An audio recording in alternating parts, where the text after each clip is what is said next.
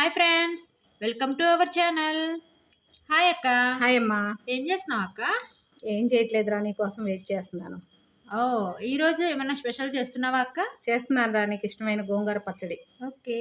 గోంగూర okay. Clean చేసి పెట్టుకోవాలి. ఎండుమిరపకాయలు, ఓకే. ధనియాలు, ఓకే. ఎల్లుల్లిపాయలు, మెంతులు, ఉప్పు,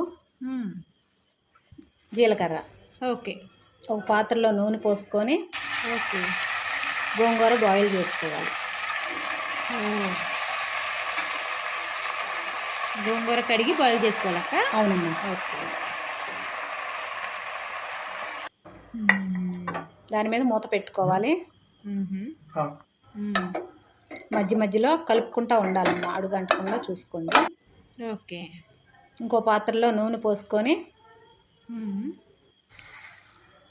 ధనియాలు,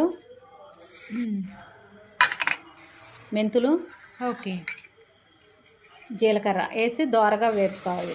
తర్వాత ఎండుమిరపకాయలు కూడా వేసి దోరగా వేపుకోవాలి. ఇవన్నీ వేగాలక్క? వేగిన తర్వాత చల్లారిన తర్వాత మిక్సీ గిన్నెలో వేసుకోవాలమ్మా. ఓకే. మిక్సీ గిన్నెలో వేసుకొని మీకు ఎంత మెత్తగా కావాలో అంత మెత్తగా పట్టుకోవాలి. ఓకే. దీంట్లో ఇంకా ఉప్పు, వెల్లుల్లిపాయలు వేసి మిక్సీ పెట్టుకోవాలి.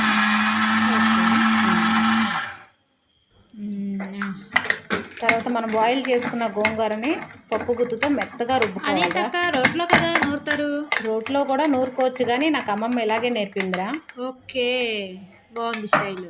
మిక్సీ పట్టుకున్న పొడిని కూడా దాంట్లో వేసి గోంగూర ఈ పొడి బాగా మిక్స్ అయ్యేలాగా కలుపుకోవాలి, రుబ్బుకోవాలి. ఓకే. ఓకే.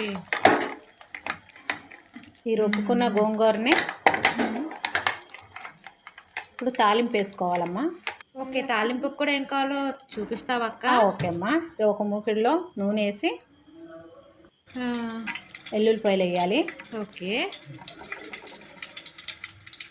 ఫస్ట్ వెల్లుల్లిపాయలు వేసుకోవాలి. అవి దోరగా వేగాలి. వేగిన తర్వాత మినపప్పు వేసుకోవాలమ్మా, అది కూడా దోరగా వేగాలి.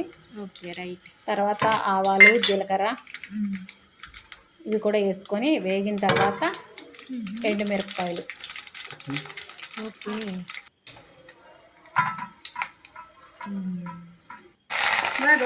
కరివేపాకు కూడా వేసుకోవాలి. ఓకే. ఓకే. ఇవన్నీ వేగాలక్క? బాగా వేగాలి, దోరగా వేసుకోవాలి. ఓకే. సిమ్లో పెట్టి వేసుకోవాలి. తర్వాత గోంగూర మనం రుబ్బు పెట్టుకున్నాం కదా, ఆ గోంగూర దాంట్లో వేసుకొని నూనె గోంగూరకు పట్టే వరకు సిమ్లో పెట్టుకొని ఉడకనివ్వాలమ్మా. ఓకే.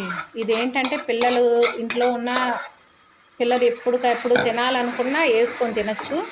బయట హాస్టల్లో చదివే పిల్లలకు చాలా యూస్ అవుద్ది, ఎన్ని రోజులైనా నిల్వ ఉంటుంది పచ్చడి. ఓకే.